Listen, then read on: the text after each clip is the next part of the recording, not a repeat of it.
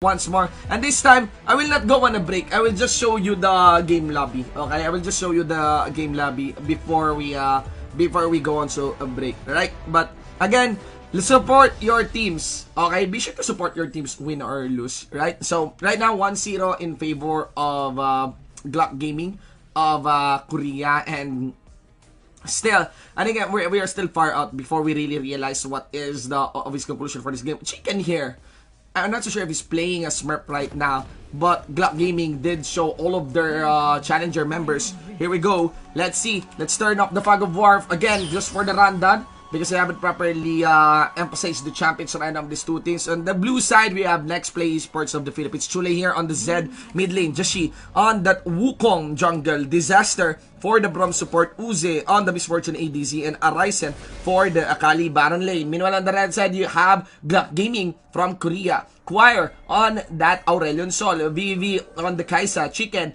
for the Vaitong on that Lulu. And Rattle for the Yasuo.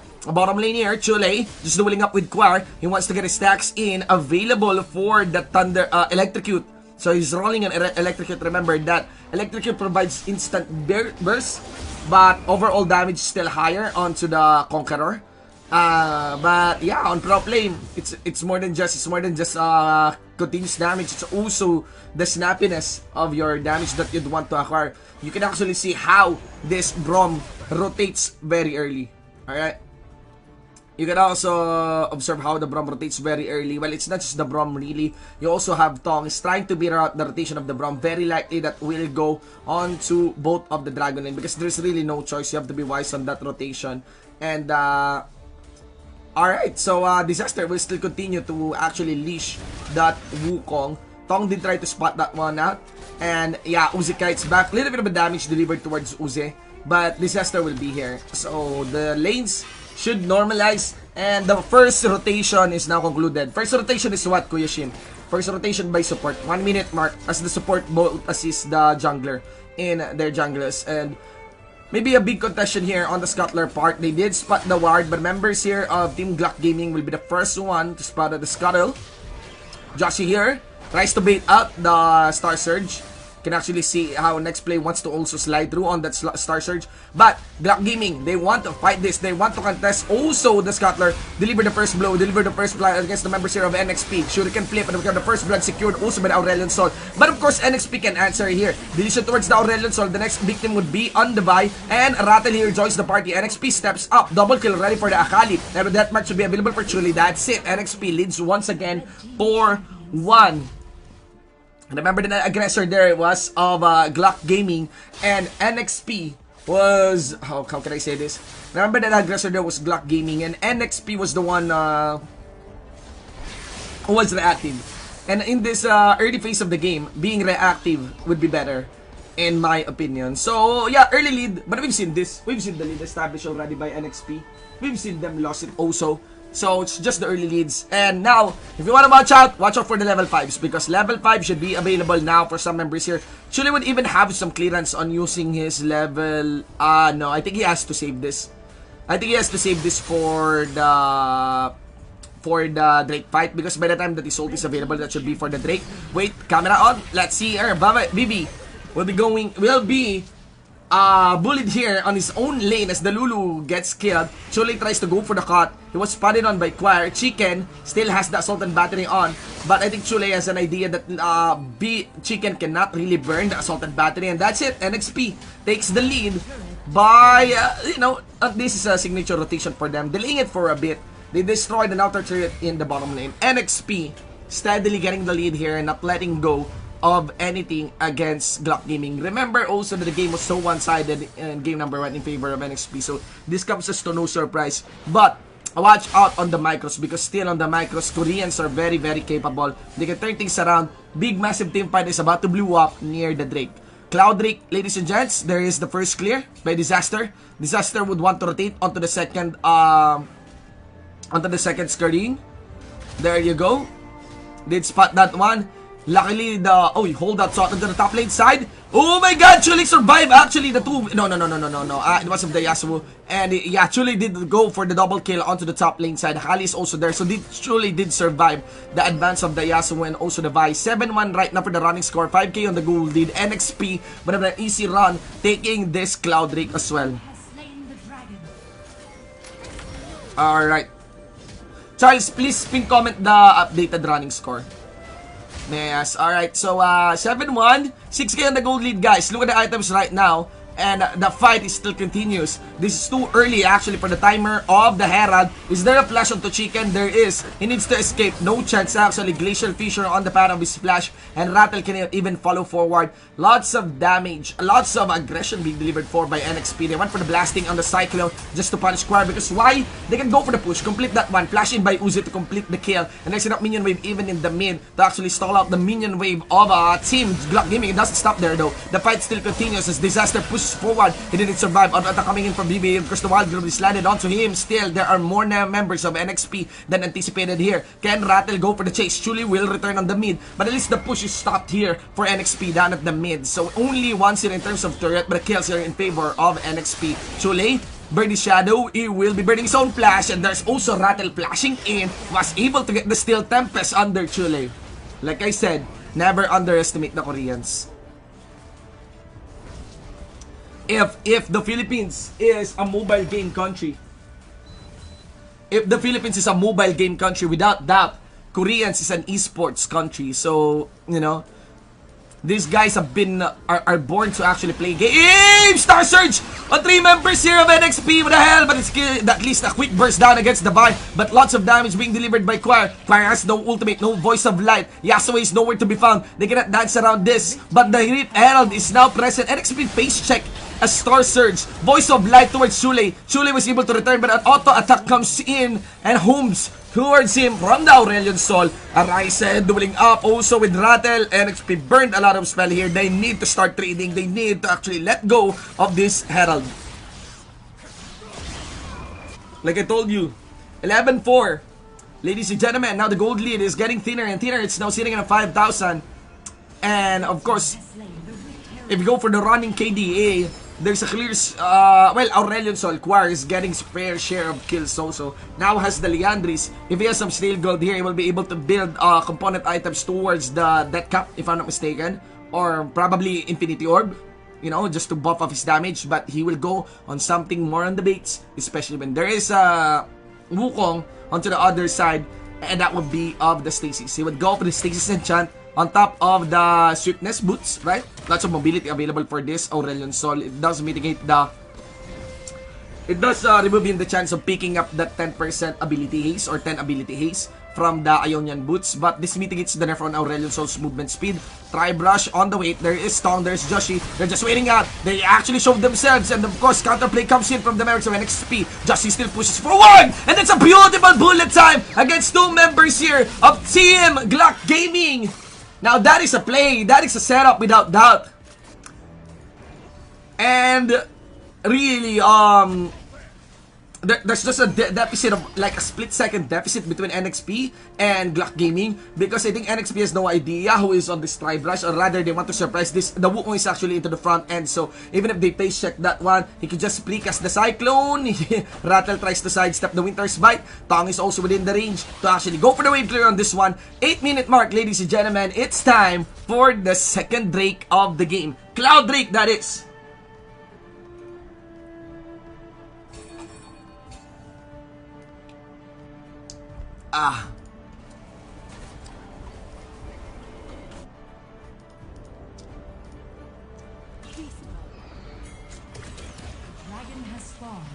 Wait up, guys.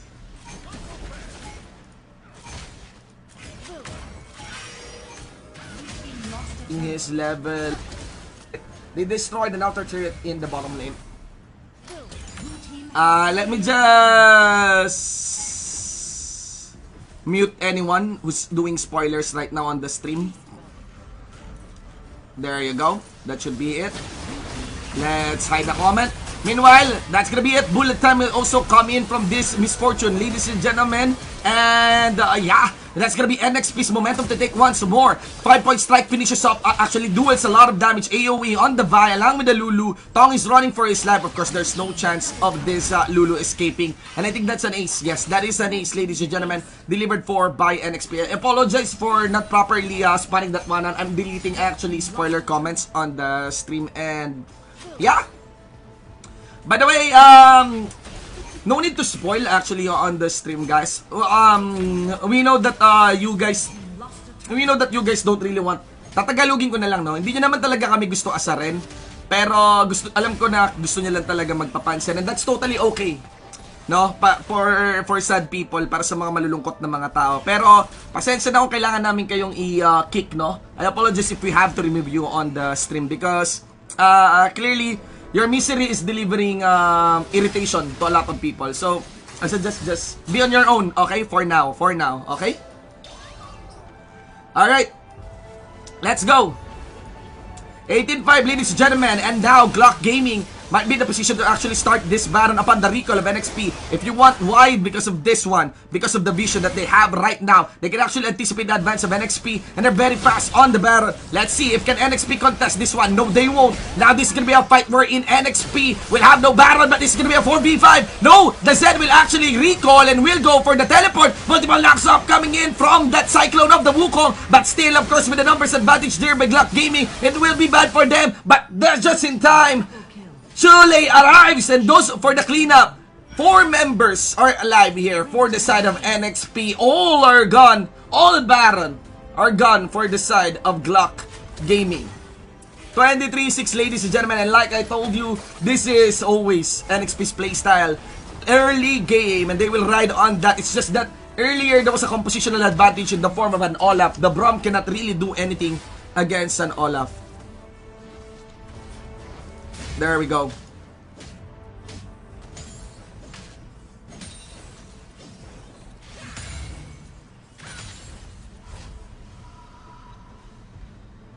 Okay, by the way guys, my interaction with you is very late. So I think you're gonna be hearing my message on a 5-minute delay. So there is that.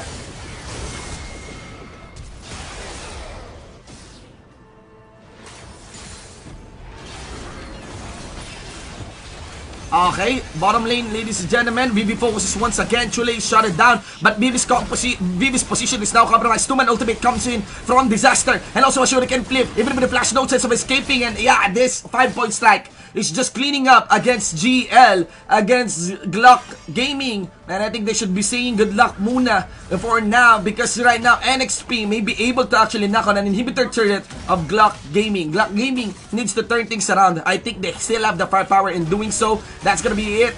Disaster is gonna be taking some turret aggro as they go for the push. Disaster is taking turret aggro. It's gonna be a Ryzen, but at least should be enough in completing the push in this inhibitor turret. Like I said, you can take turret aggros as long as you don't die if you're able to juggle it properly.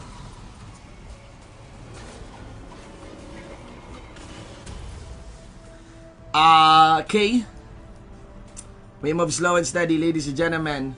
Again, this is a best of 5 series. 58, 39, we have 11k, 19,000 on the gold already by NXP. Alright. Okay, Joshing pushes forward once more. It's a chase against BB.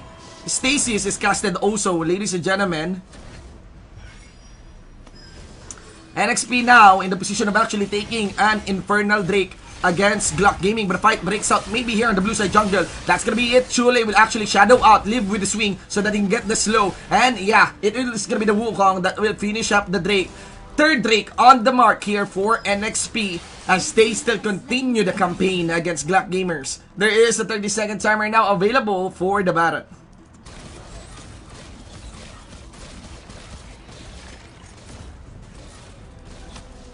Alright.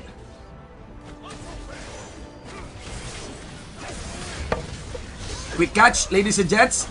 Let's see here. BB kites back once more. There is the cyclone for the Wukong under the turret. Disaster can also go for the push. Wukong's Josh is taking a lot of turns, but the problem here is he has his Guardian Angel on. And what's the problem here? It's gonna be too late trying to finish the game, but I think members of NXP getting whittled down too quickly. Here comes Horizon to stall out everyone. And the minion wave, and rather the inhibitor turret down at the mid is gonna be destroyed by Chule. Chule goes in. Stasis counters him. It's a double kill already for the side here of GL as the Akali is also taken down. Flash away by NXP, and still the mission for the mid lane inhibitor is not completed, or maybe not. It's gonna be the Misfortune that will do that. And with the 3-for-3 exchange, NXP takes home one inhibitor turret again. I think that was very, very awkward for the side here of Chule. It was late for that party. There's a little bit of hesitation. Can he finish the push, or would it be more rewarding to join the fight? And clearly it would be more rewarding to join the fight, right? For the what is this? For NXP.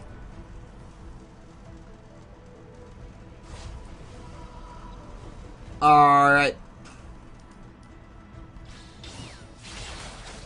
We move slow and steady, ladies and gentlemen. Quiet here. It's just staying in the mid lane side. If you look into the items right now, tons of damage is available now for Uze with 4 core items on his way to the last one. Probably building an RFC with this Zeal in his hand. Meanwhile, the Kaisa is still yet to build this 4th core item. A whooping lead here by Uzi, 16,000. And let's see the rotational maneuver being done here by Jashi. I think they have an idea of where the Vi might be. They focus towards Arisen, Assault and Battery. Where is that? He did cast that a little bit too early. Wildrift is casted towards him. Arisen has no Guardian Angel, and the Vi will fully commit towards him. Teleport is coming in from that Zed, ladies and gentlemen, because it wasn't utilized. Voice of Light to slow down the Zed, but it doesn't matter as his shadow goes in and perfect execution to clean up the members of Gluck Gaming. Minion waves are coming in down at the bottom lane, and Baby tries to go in also. And Rattel is the only one remaining, the lone wanderer. Alone is his teammates, the only one surviving. Windwall to stop the message and the kunai of this Akali. I think that's it. This is gonna be with one cannon minion and a stack of minions down at the bottom. That's how it's done, as shown to us by NXP. Game number 2 goes to them.